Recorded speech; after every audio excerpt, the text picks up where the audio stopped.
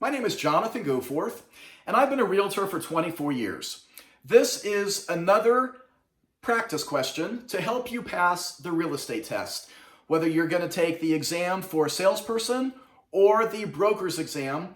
You're going to need some practice on the national simulations. So this is the fourth question. It doesn't matter what order you watch them. This will be one simulation, which is a storyline. And as the storyline unfolds, there will be multiple questions throughout this simulation.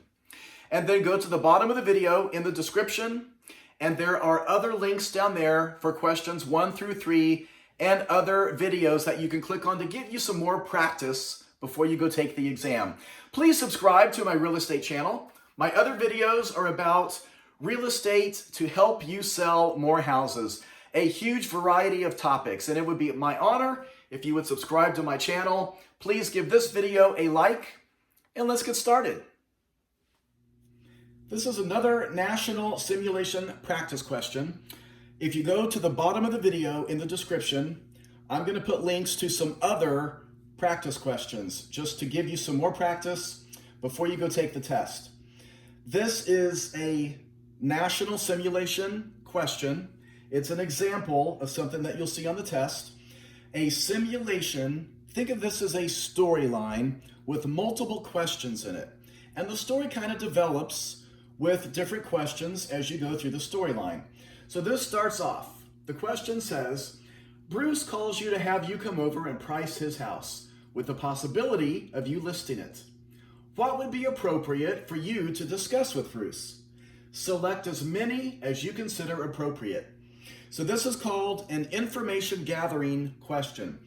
In this case, there's going to be 10 different choices that you can choose from. You can pick as many of them as you want and try to get as many different points as possible. Some of them will be correct, and then some of them will be wrong. If you pick a wrong one, then you lose points.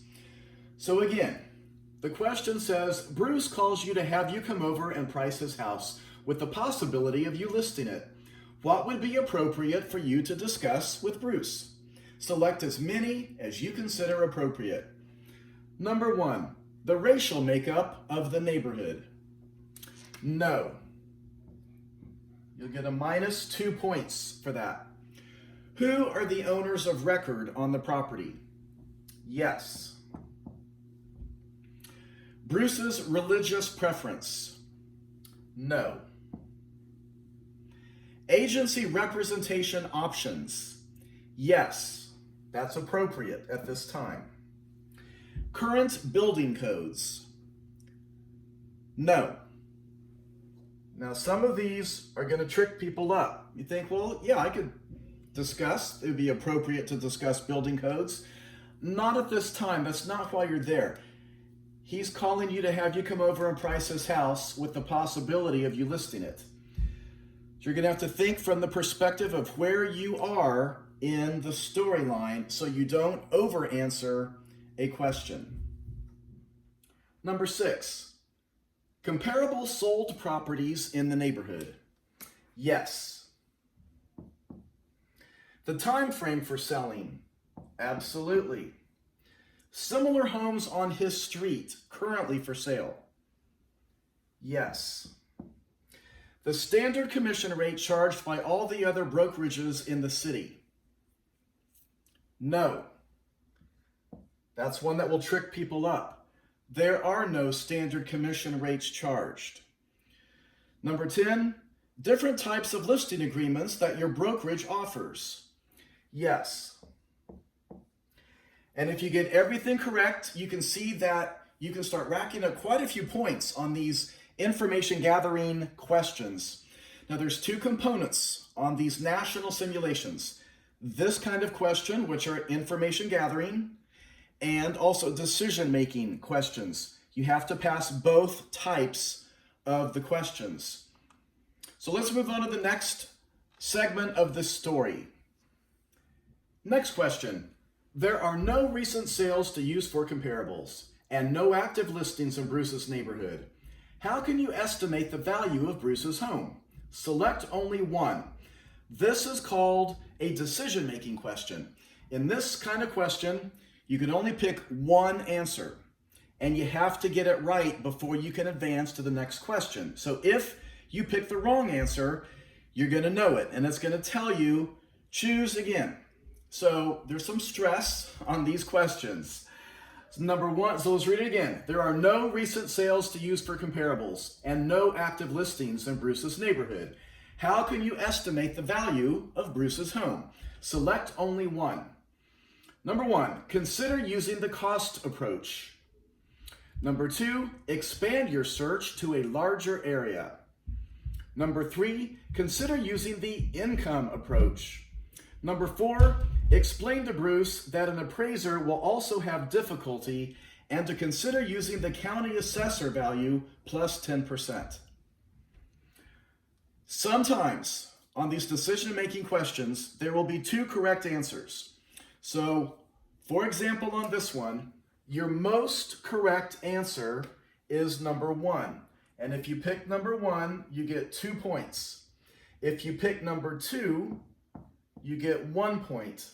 If you get number three or number four, you're going to lose points and you have to try again. Just a word of advice on these decision-making questions where you can select only one. Read all 4 of your answers first before you pick one, because sometimes you might have picked this one, but really this one is at the very bottom, and then you realize, you know, I remember in real estate school, that would be the best way to do it. And that way you don't miss out on a point that you could have had 2 instead of just 1. It's another decision-making question. You were successful in pricing Bruce's home, and he lists it with you. Within 48 hours, you receive 2 offers. One offer is at list price. The other offer is for $7,000 higher than list price. Bruce wants to know his options. Select only one. Number 1, tell Bruce to wait a few days to see if more offers come in. That looks like a pretty good one because a lot of realtors will do that. And so you pick that. Number 2, Bruce must sign the highest offer. Number 3, contact both buyer's agents to see if either has children to satisfy Bruce's curiosity. Number 4, tell Bruce that he can either reject both offers, accept either offer, or make a counteroffer to one of the offers. Now here's how decision-making questions work. You have to get this right in order to advance to the next question. If you pick number 1, which you just did, then it's going to tell you, try again. So now your heart's racing because you know, I just missed it, which means you just got at least 1 point off, either 1 point reduced or 2 points. And so now your heart's racing, you're very stressed out, and you have to choose again. So right there, you get a -1. And so you think, well, it's probably number 2 because who wouldn't pick the highest offer? And so it tells you again, try again. And now your heart's racing even faster because you know at this point you are probably flunking the test. And so you happen to miss another point. It will not tell you how many points on anywhere on the test. You know it's not number 3. So now you pick number 4 and you advance to the next question. And you get 2 points for number 4. You must answer the question correctly. So if you automatically advance to the next question, then you just breathe a huge sigh of relief, knowing that not only did you get it right, but you didn't get anything wrong. So it's important to always read all 4 options and then choose one. A lot of times you're going to eliminate 1 or 2 of these quickly. And so a lot of these, you're going to narrow it down to 2 options before you pick. But that's where a lot of people they get rushed, they get nervous. So relax, read the question, read the answers, maybe read the question again and pick your answer. And then you go right to the next question with the maximum points. And since you got the last question correct, we move to the next question. Within the hour, a third offer is received, also for $7,000 higher than list price. Bruce wants to make a counteroffer to one of the highest offers. What should you try to find out about the buyers before making the counteroffer? Select as many as you consider appropriate. Number 1, why are they moving? I will say some of these are appropriate, some of them are not. If you don't know, you really truly don't know, and you're stuck, I don't know if I should pick it or not, then don't pick it. There's no point in guessing and you risk losing points, then just don't pick it at all. So number 1, why are they moving?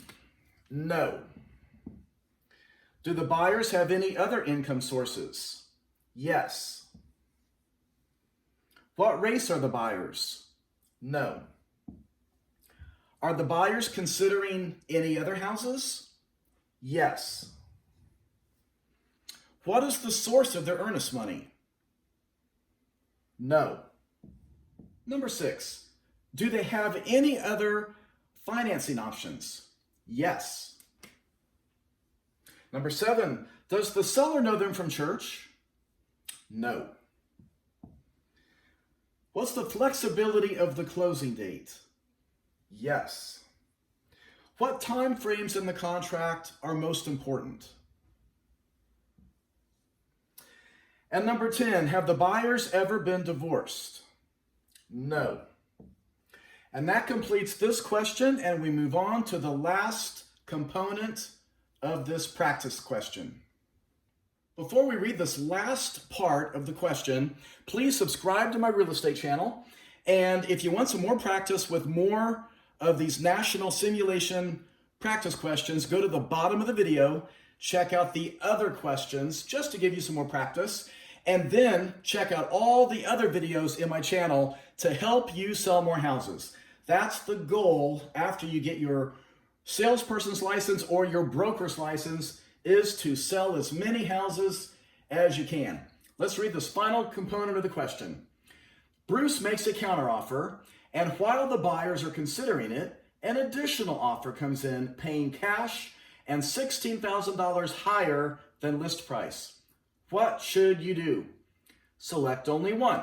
This is another decision-making question. You have to pick the right answer.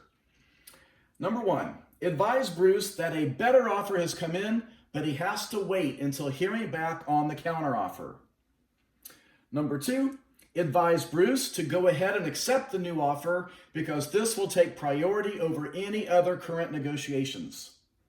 Number 3, present the new offer immediately because the seller can withdraw any counteroffer up until acceptance and communication back. Number 4, do not present the new offer until you get a response from the counteroffer.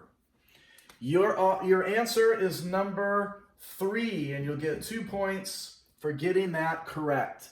Thanks for watching, and please subscribe to my real estate channel. Thanks.